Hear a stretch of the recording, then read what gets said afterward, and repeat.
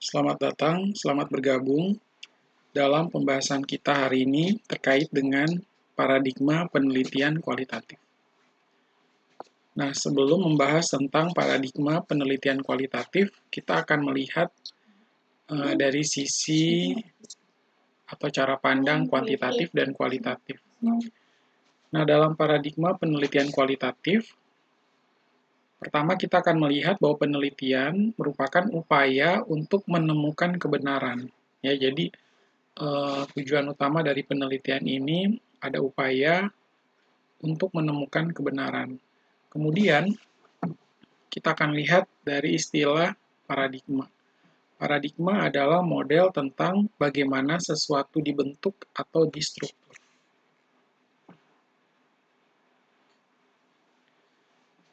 Bila kita lihat bersama, perbedaan paradigma penelitian kualitatif dan kuantitatif, ya, untuk kualitatif menggali informasi yang mendalam, tetapi dari sisi kuantitatif mengukur tingkat kejadian. Kemudian, dari sisi kualitatif adalah mencari makna, ya, karena kita dari data atau dokumen, video yang sudah kita peroleh tadi, kemudian kita akan mencari makna dari data-data dokumen yang sudah kita kumpulkan. Kemudian dari sisi kuantitatif, berapa banyak, ya. Kalau dari sisi kualitatif, adanya motivasi, sedangkan dari sisi kuantitatif lebih ke arah tindakan. Kemudian dari sisi kualitatif, diharapkan bisa menemukan atau discovery atau temuan baru, sedangkan dalam kuantitatif kita lebih kepada pembuktian. Lalu dari sisi kualitatif ada insight tindakan, penjelasan, yang mana kita akan munculkan interpretasi. Nah, dari sisi kuantitatif, deskripsi berupa angka-angka, ya, karena kuantitatif berarti angka, dan representatif sampel dan juga penjelasannya. Nah, kemudian, masih dari perbedaan kualitatif dan kuantitatif, ya, untuk kuali sendiri berakhir dengan hipotesis dan juga adanya grounded theory. Sedangkan untuk kuantitatif, mulai dengan hipotesis dan teori. Jadi kita munculkan hipotesisnya, baru kita menggunakan teori apa. Ya, kalau di dalam kualitatif itu, justru kita yang menciptakan hipotesis, dan kita juga bisa menemukan sebuah teori di dalamnya. Kemudian dari sisi kualitatif, muncul dan dapat digambarkan. Sedangkan dari sisi kuantitatif, itu adanya manipulasi dan juga kontrol. Dari sisi kualitatif, peneliti sebagai instrumen yang biasa kita sebut sebagai informan. Nantinya kita akan mencari informan atau responden. Kemudian kalau dari sisi kuantitatif adalah eksperimentasi. Kalau dari sisi pendekatan kualitatif, mencari pola-pola. Kalau yang di kuantitatif itu deduktif. Kemudian kalau kualitatif mencari pluralisme atau kompleksitas, sedangkan dari sisi kuantitatif lebih kepada analisis komponen. Nah, untuk kualitatif hanya sedikit memanfaatkan indikator atau memanfaatkan indikator numerikal. Ya, boleh memasukkan angka-angka, tetapi bukan sesuatu hal yang utama. Ya, beda kalau dalam kuantitatif jelas-jelas kita membutuhkan angka, ya. Kalau di dalam kualitatif kita boleh menggunakan angka, tetapi dia sifatnya tidak mandatori dan hanya sedikit saja menggunakan angka-angka tersebut. Lalu dalam kualitatif penulisan laporannya secara deskriptif. Sedangkan dalam kuantitatif ini mereduksi data dengan jalan indikator numerikal. Nah, yang pertama kita akan lihat building teori. Ya, di dalam building teori ini ada penyusunan teori formal, satu bidang dan bidang ganda. Kemudian dari sana kita akan melakukan verifikasi teori.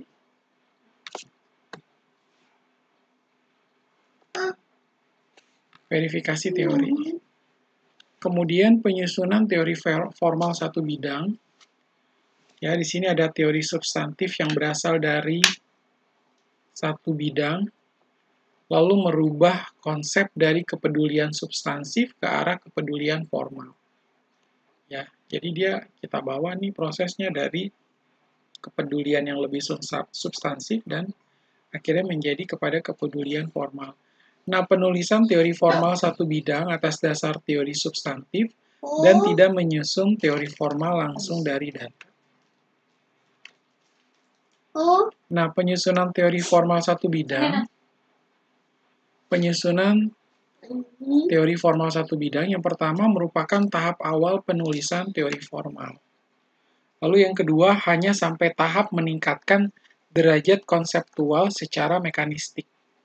Ya. Jadi sebenarnya kita dalam penelitian kualitatif ini, karena kita ingin menciptakan sebuah teori, ya, kan berarti kita harus melakukan eksplorasi ya terhadap data-data, dokumen, gambar, logo, dan simbol, dan lain sebagainya. Kemudian kita akan menggunakan atau menghasilkan ya, akhirnya itu adalah sebuah hipotesis dan juga teori yang baru. Nah, jadi makanya di situ akan disampaikan bahwa hanya sampai tahap meningkatkan derajat konseptual secara mekanistik. Jadi ada konsepnya nih. Kemudian dalam penyusunan teori formal satu bidang yang ketiga, belum sampai tahap perbandingan atau komparasi. Kemudian verifikasi teori. Jadi teori yang sudah dihasilkan tadi, yang sudah dibentuk tadi, kita harus verified lagi ya. Karena kan apakah layak bahwa teori ini layak untuk dia buat atau dijadikan sebuah teori baru. Ya, apakah dia layak untuk disejajarkan dengan teori-teori sebelumnya? Apakah justru malahan ya teori yang kemarin itu kita gugurkan sehingga kita bisa menghasilkan sebuah teori baru. Nah, pembentukan teori dalam penelitian kualitatif dapat juga dilakukan melalui verifikasi terhadap suatu teori yang berlaku atau terhadap teori baru. Nah, dilakukan melalui pengujian relevansi kategori-kategori dengan cara perbandingan data. Jadi kita uji ya, apakah cukup relevan dengan kategori-kategori yang ada, lalu kita bandingkan dengan data yang ada. Jadi setiap data atau informasi yang kaya ini, tadi kan kita sudah explore ya, setelah kita explore, kita harus uji lagi ya, kita uji lagi, benar gak nih? Dan dia benar-benar layak dari data-data informasi yang sudah kita kumpulkan tadi, akhirnya menjadi sebuah teori baru. Lanjut. Ini salah satu metode di dalam penelitian kualitatif adalah grounded theory, di mana konsep daripada grounded theory ini satuan kajian dasar terhadap data. Ya, jadi ada kajian dasar ini terhadap data tersebut.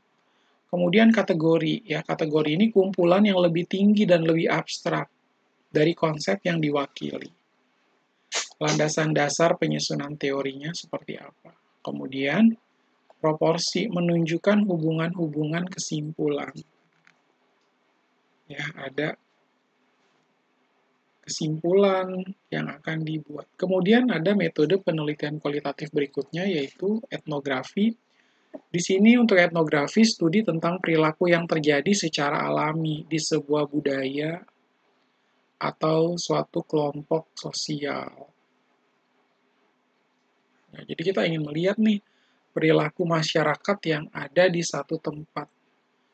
Sebagai contoh, misalnya kita dengan background akuntansi, kita ingin mengeksplor apakah akuntansi sudah dijalankan untuk masyarakat suku tertentu, katakanlah masyarakat Bugis gitu ya. Benar nggak? Dan kemudian kita harus bagaimana nih? Kita datang ke masyarakat tersebut, ya at least kita tinggal di sana 1 bulan, kemudian kita pelajari kebiasaan-kebiasaan yang biasa dilakukan oleh para pedagang di suku Bugis ya. Dan ingin melihat bagaimana mereka menerapkan akuntansi di dalam budaya atau kelompok sosial tersebut. Kemudian sifat observasional secara mendalam. Ya, ini dengan istilah antropologis. Dan data dianalisis pada saat di lapangan ya, pengumpulan data dilakukan sesuai dengan konteks situasi ya. Jadi kita melihat ya, situasinya itu seperti apa, bagaimana mereka menerapkan akuntansi Bugis tadi ya, benar-benar gak?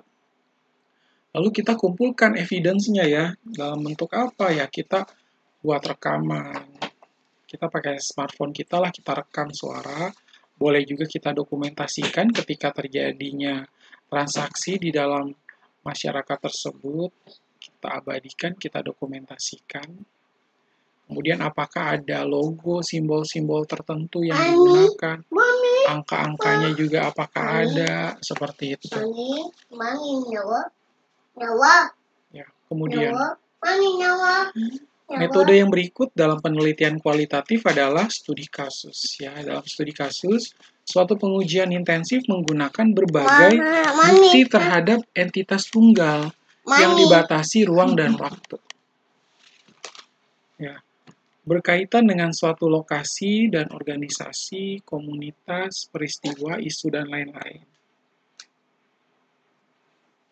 Menurut Damon dan Holloway dalam Tohirin 2012. Nah, kemudian bertujuan untuk meningkatkan pengetahuan tentang berbagai peristiwa komunikasi kontemporer yang nyata dalam konteksnya. Ya, dalam studi kasus ini juga bukan sembarang kasus ya yang akan kita ajukan. Kasus yang akan kita ajukan ini bukan sembarang kasus. Kasusnya harus benar-benar sebuah kasus ekstrim yang ingin kita riset, yang ingin kita teliti. Ya, bagaimana kasus tersebut terjadi dan dampaknya seperti apa. Ya, pernah ada sebuah riset atau penelitian yang mana dilakukan untuk menguji ya, atau untuk meneliti ya ketika terjadinya kasus pengeboman atau bom Bali. Nah, berarti kita harus lihat pada saat kasus tersebut terjadi, pengantin yang sudah ditunjuk itu sebagai bukti yang memang dia belum meninggal ya, dan artinya dia benar-benar saksi hidup dan dia adalah si pelakunya sendiri, dan kita ingin meneliti hal tersebut. Nah, ini adalah salah satu contoh studi kasus yang ekstrim. Ya, atau kalau teman-teman pernah mendengar studi kasus dilakukan penembakan oleh siswa SMP atau SMA di Amerika, dan dia masuk ke kelas, dia langsung menembaki teman-temannya, dan kita ingin melihat mengapa siswa tersebut sampai melakukan hal ini. Apakah siswa ini pernah dibully sampai dia memiliki dendam terhadap teman-temannya, sehingga dia mengambil senapan ya. Kebetulan kalau di Amerika itu kan mereka ini bebas ya untuk memakai senjata. Dan akhirnya dia membunuh teman-temannya dengan menggunakan senjata yang dimiliki oleh ayahnya seperti itu. Kemudian dari studi kasus ini nanti bertujuan untuk meningkatkan pengetahuan tentang berbagai peristiwa komunikasi kontemporer yang nyata dalam konteksnya. Selanjutnya ada fenomenologi. Ya, fenomenologi ini juga merupakan salah satu metode penelitian kualitatif di mana objek ilmu yang tidak terbatas pada nilai empirik, tetapi mencakup fenomena yang berasal dari persepsi, pemikiran, kemauan, dan keyakinan subjek tentang suatu di luar objek. Nah, kemudian dilakukan dengan dua cara mendasar ya, yang ini disampaikan oleh Orleans dalam studi Kin 2002. Ya, di mana dua cara dasar itu, yang pertama menteorikan masalah sosiologi yang substansial, lalu meningkatkan kecukupan metode penelitian sosiologis. Ya, kemudian yang berikut adalah metode penelitian etnometodologi. Ya, di sini dalam etnometodologi suatu upaya yang menunjukkan bagaimana warga masyarakat di suatu kelompok atau budaya memahami, menggunakan, dan menata lingkungannya. Ya, mengacu pada suatu studi tentang bagaimana seorang individu dalam suatu komunitas bertindak dan bertingkah laku, serta berusaha memahami kehidupan sehari-hari dari aktor yang diteliti. Nah, tadi yang seperti saya sampaikan bahwa ketika kita ingin meneliti, ya kita harus tinggal bersama ya, di dalam komunitas atau lingkungan tersebut untuk menganalisa perilaku si individu yang ingin kita teliti. Ya, berikut adalah referensi yang bisa digunakan berkaitan dengan paradigma penelitian kualitatif. Nah, ini kita akan lanjutkan. Ya. Masih berkaitan dengan paradigma penelitian kualitatif, ya.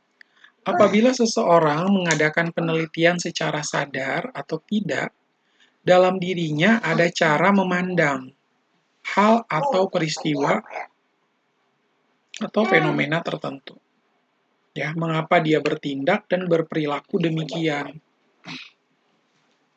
Karena dalam dirinya sudah terbentuk satu perangkat kepercayaan yang didasarkan atas asumsi-asumsi tertentu yang dinamakan aksioma atau paradigma. Ya, jadi ada asumsi-asumsi tersebut dinamakan aksioma atau paradigma. Lalu, cara memandang demikian merupakan paradigma, dan jika seseorang mengadakan penelitian kualitatif, ia perlu mendalami paradigma yang menyertainya ya. Karena kan kita kan bicara penelitian kualitatif berdasarkan data, informasi, dan kita membutuhkan informasi yang kaya. Nah, informasi yang kaya ini kan tidak bisa dengan sendirinya, kalau tidak bisa terjadi kalau kita kesulitan untuk menginterpretasikannya. Lalu bagaimana cara pandang kita, paradigma kita terhadap informasi yang sudah dikumpulkan tadi. Nah, di samping itu, arah dan fungsi penelitian kualitatif jelas berbeda dengan arah dan fungsi penelitian kuantitatif. Ya, tadi kita sudah lihat ya perbedaan antara kualitatif dan kuanti. Kemudian penelitian kualitatif berusaha menemukan teori, ya teori yang substantif atau formal, yang semuanya jelas berasal dari data. Ya, kalau kita bisa katakan data ini berbicara ya, karena dia menceritakan dirinya sendiri dengan informasi yang tertera di dalam data tersebut. Selanjutnya, bagaimana cara menyusun teori tersebut setelah ditemukan? Ya, bagaimana kita nanti menyusun teori yang ada, ya, sehingga dia itu layak gitu ya disebut sebagai sebuah teori. Nah, selain itu berkaitan dengan teori, ada persoalan yang perlu diungkapkan, yaitu generalisasi yang secara umum dimanfaatkan oleh penelitian kuantitatif ya. Kalau penelitian kuantitatif itu berarti harus bisa digeneralisasi. Persoalan lain ialah kausalitas. Apakah hal itu layak dilaksanakan jika penelitian yang dilakukan mendasari diri pada upaya menemukan teori dari data? Ya, persoalan ketiga yang perlu diungkap adalah cara peneliti berperilaku dalam mengungkapkan peristiwa, keadaan, situasi, kebudayaan, organisasi, dan sebagainya. Ya. Jadi ini berarti kemampuan si peneliti ini juga harus benar-benar teruji. Karena apa? Dia harus mengungkapkan sebuah peristiwa tersebut. Ya.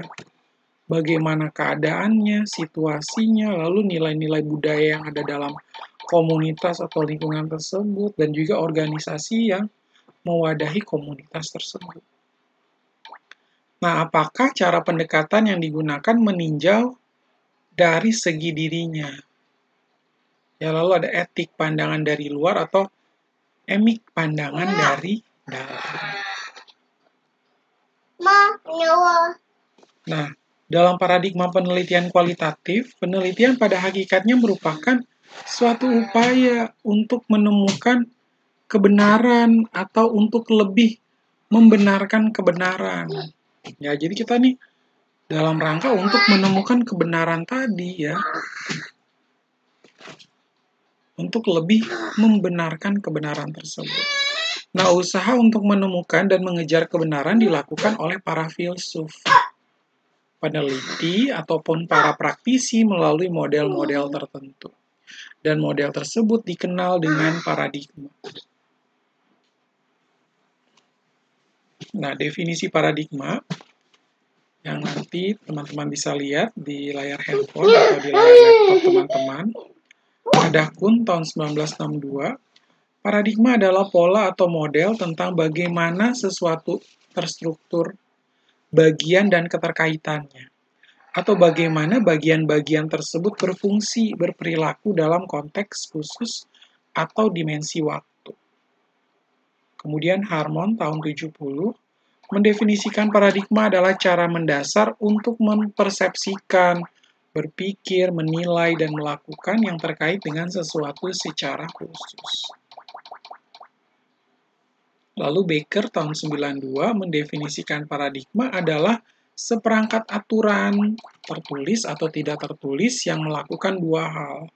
Yang pertama adalah hal yang membangun atau mendefinisikan batas-batas. Yang kedua adalah hal yang menceritakan kepada kita bagaimana seharusnya melakukan sesuatu dalam batas-batas tertentu agar bisa berhasil. Kemudian Capra tahun 96 mendefinisikan paradigma adalah konstelasi konsep, nilai-nilai persepsi, dan praktek yang dialami bersama oleh masyarakat, yang membentuk visi khusus tentang realitas sebagai dasar tentang cara mengorganisasikan dirinya. Nah, ini merupakan kesukaran bagi seseorang yang ingin mengkonstruksikan realitas. Ada realitas objektif yang ditelaah. Dalam hal tersebut, ditelaah melalui realitas subjektivitas tentang pengertian-pengertian peneliti. Kemudian paradigma sebagai pandangan dunia seseorang membangun realitas yang dipersepsikan tentang realitas. Fokus perhatian pada aspek-aspek tertentu dari realitas objektif dan membimbing interpretasi seseorang pada struktur yang mungkin dan berfungsi pada kedua realitas yang tampak ataupun realitas yang tidak tampak. Nah, hal ini dapat dilihat pada gambar slide berikut. Ya, dari macam-macam paradigma, terdapat bermacam-macam paradigma, tetapi yang mendominasi ilmu pengetahuan adalah paradigma keilmuan atau paradigma ilmiah, atau yang biasa disebut dengan scientific paradigm. Nah, paradigma ilmiah ini bersumber dari pandangan positivisme. Ya, kalau teman-teman yang sudah mengambil penelitian kualitatif, tentunya selalu atau sering kali mendengar tentang pandangan positivisme ini. Nah, positivisme ini berakar dari pandangan Auguste Comte dan Émile Durkheim. Ya, di abad 19 dan awal abad ke-20. Nah, para positivis ini mencari fakta dan penyebab fenomena sosial dan kurang mempertimbangkan keadaan subjektif individu. Ya, di mana Durkheim ini menyarankan kepada para ahli ilmu pengetahuan sosial untuk mempertimbangkan fakta sosial atau fenomena sosial sebagai sesuatu yang memberikan pengaruh dari luar atau memaksakan pengaruh tertentu terhadap perilaku manusia. Kemudian ada paradigma alamiah atau naturalistic paradigm. Paradigma alamiah bersumber dari pandangan fenomenologis. Ya, paradigma alamiah ini bersumber dari pandangan Max Weber yang diteruskan oleh Irwin Deutscher, di mana pandangan fenomenologi berusaha memahami perilaku manusia dari segi kerangka berpikir, maupun bertindak orang-orang tersebut yang dibayangkan atau dipikirkan oleh orang-orang tersebut ya. Jadi kalau kita bisa simpulkan sih paradigma ini ya tentunya berbeda ya. Pandangan saya dengan teman-teman tentu memiliki pandangan yang berbeda. Dari sisi saya menyebut angka 6, tapi dari sisi teman-teman menyebutnya sebagai angka 9. Ya, jadi dari sudut pandang apa nih dilihat yang ingin kita eksplor? Dan hasilnya tentu akan berbeda, ya kan? Karena dua orang ini memiliki dua sudut pandang yang berbeda. Ya, kalau kita bicara juga, misalnya suami istri. Sudut pandang suami tentu berbeda juga dengan sudut pandang istri. Padahal mereka sudah lama menikah ya. Ya karena itu adalah sebuah naturalistik paradigma atau paradigma alamiah yang mana orang-orang yang berpikir atau orang-orang yang berusaha mengeksplor menurut versinya mereka masing-masing ya. Ini adalah paradigma alamiah. Oke, baik. Demikian untuk pembahasan kita yang kedua terkait dengan penelitian kualitatif, khususnya paradigma penelitian kualitatif. Silakan untuk teman-teman bisa subscribe channel ini, dinyalakan loncengnya, jangan lupa komen kalau ada pertanyaan, supaya akun ini bisa semakin berkembang ke depannya. Demikian, terima kasih, dan jangan lupa bahagia.